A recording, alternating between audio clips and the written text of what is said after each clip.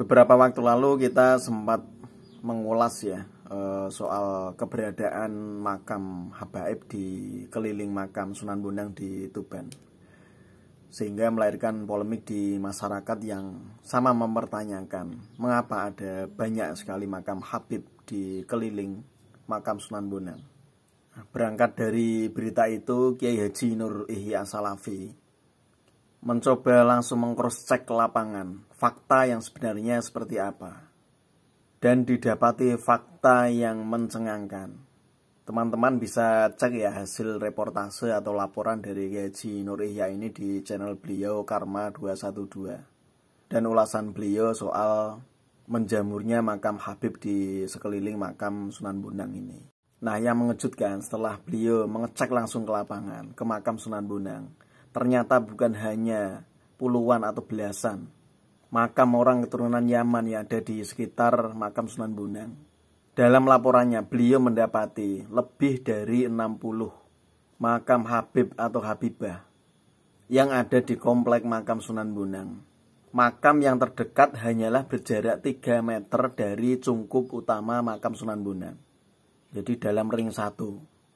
Selainnya beliau menghitung ada sekitar 30 makam habib dengan berbagai marga di pintu masuk dan pintu keluar makam Sunan Bonang. Jadi makam-makam para habib ini ditempatkan di lokasi yang sangat strategis. Selain di dekat cungkup utama makam Sunan Bonang, juga ditempatkan di pintu masuk dan pintu keluar, yang menjadi pusat keramaian lalu lalang peziarah. Sehingga para peziarah yang berkunjung berziarah ke makam Sunan Bonang dipastikan bisa melihat makam para habaib itu. Nah, Kiai Haji Nur Ihya ini yang mengaku sudah berkali-kali berkunjung berziarah ke makam Sunan Bonang menyebut masifnya menjamurnya makam habaib di komplek makam Sunan Bonang itu baru terjadi dalam periode 3 tahun terakhir. Sebelumnya ada tapi tidak banyak. Nah, usut punya usut, setelah beliau mengklarifikasi ke penjaga makam, ternyata makam Sunan Bonang ini dikelola oleh sebuah yayasan yang sempat diketuai oleh habib dari klan Mbak Alwi. Ini sedikit menjawab ya. Nah, pertanyaannya, kenapa sampai ada makam Mbak Alwi dengan jumlah begitu banyaknya, lebih dari 60 seperti laporan Kiai Haji Nur Ihya. Ini jumlah yang tidak sedikit loh. Padahal makam Sunan Bonang itu selalu ramai peziarah. Setiap hari ada peziarah. Nah, pertanyaannya, kapan ada prosesi pemakaman jasad para habaib ini di komplek makam Sunan Bonang? Sedangkan makam Sunan Bonang sendiri itu selalu ramai dipadati peziarah. Tidak ada rekam jejak digitalnya. Kalau ada prosesi pemakaman di situ, pastinya banyak peziarah yang tahu. Dan mungkin satu di antara mereka atau beberapa pasti ada yang merekamnya, memvideonya. Apalagi itu sekelas yang dimakamkan itu adalah habib.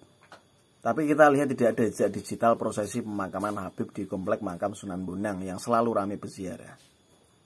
Jadi yang tahu dan pernah menyaksikan ada prosesi pemakaman habib di komplek Sunan Bonang, silakan komen dan bagi informasi atau dokumentasi foto maupun videonya. Dan yang membuat janggal lagi, ini bentuk arsitektur batu nisan yang memuat nama-nama para habaib ini bentuk dan modelnya sama, dan sepertinya cetakan baru.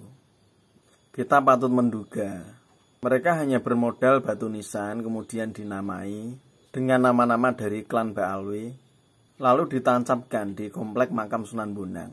Apakah benar ada jasadnya atau tidak, wallahu a'lam. Apalagi makamnya batu nisannya ini kan berimpitan ya, saling berdesakan, desel-deselan, seperti barisan batu nisan. Tidak sewajarnya sebuah makam. Kalau alasannya itu pemakaman umum, sehingga wajar ketika ada makam habib di situ, ya seharusnya tidak ada pengistimewaan. Semua warga, khususnya yang berada di komplek makam Sunan Bonang, itu berhak dan boleh dimakamkan di komplek makam Sunan Bonang, termasuk di ring 1, dekat cungkup utama makam Sunan Bonang. Nah, ini ada apa? Ini masyarakat umum ini menjadi curiga.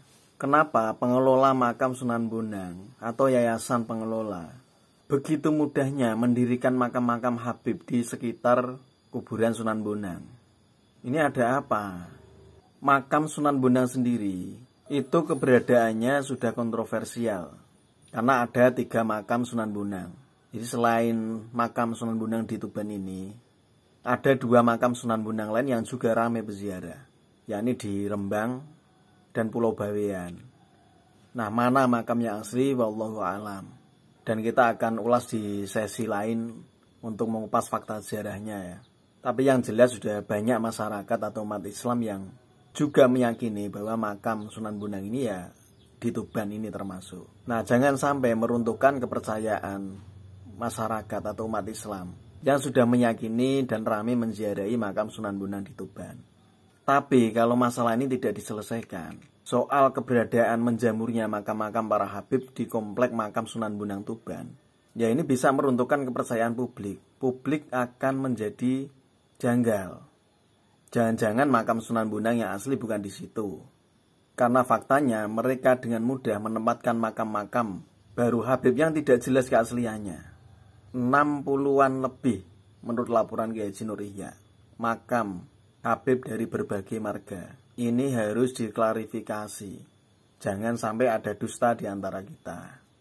Karena ini bisa menjadi doktrin yang meskipun tidak harus dengan kata-kata, tapi umat Islam atau peziarah di makam Sunan Bonang yang melihat banyaknya makam habib di situ akan tertanam di memori mereka, di ingatan mereka, bahwa para habib ini memang spesial dan ada hubungannya dengan Sunan Bonang.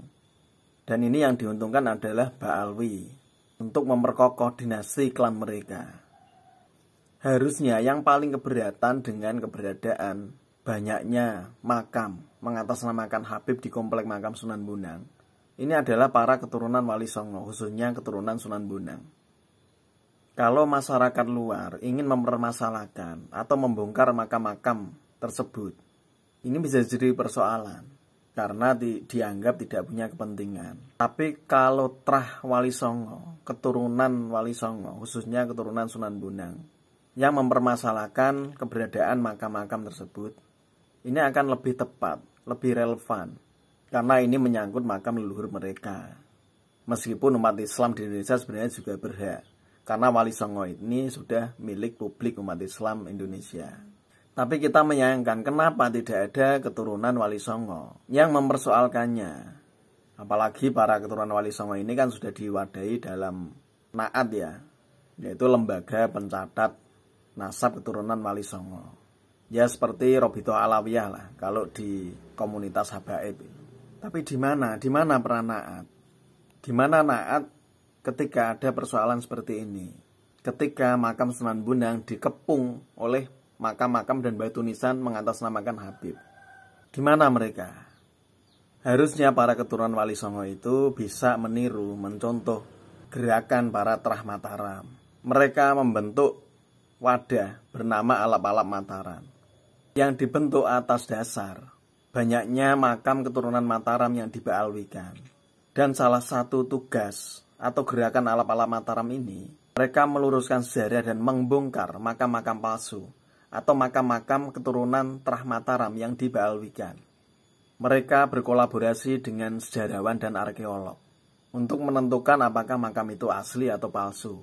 Ketika berdasarkan fakta dan data, makam itu palsu, maka mereka tidak segan untuk melakukan pembongkaran. Sudah ada beberapa makam, banyak makam yang mereka bongkar karena terbukti palsu. Bukan hanya membongkar makam palsu, mereka juga berani mencopot plang-plang atau silsilah yang dibaalwikan di komplek makam tokoh-tokoh pendahulu, khususnya tokoh-tokoh Mataram. Nah, kenapa para keturunan Wali Songo atau Naat tidak membuat organisayap semacam Alap-Alap Mataram? Sehingga ketika ada makam Wali Songo yang diobok-obok, diacak-acak, tidak ada yang peduli. Nyatanya bukan hanya kasus di kompleks Sunan Bonang. Situs makam Sunan Ampel yang jelas itu sudah ditetapkan sebagai cagar budaya, yang batu nisannya diproduksi di era Majapahit diperkirakan, dengan arsitektur khas kerajaan Majapahit. Itu juga dipendam, dibangun dengan makam baru yang tinggi menjulang, megah, hingga situs aslinya tidak terlihat. Ini juga tidak ada yang mempermasalahkan kok, dari keturunan Wali Songo atau Naat. Kita umat Islam di Indonesia itu hanya punya Wali Songo yang dipercaya diakui sebagai penyebar Islam di bumi Nusantara. Kalau Wali Songo ini direbut atau sudah diakuisisi oleh klan tertentu, kita tidak punya apa-apa lagi. Dan generasi yang akan datang itu sudah akan berubah ideologi dan pemahamannya soal sejarah Islam di Nusantara.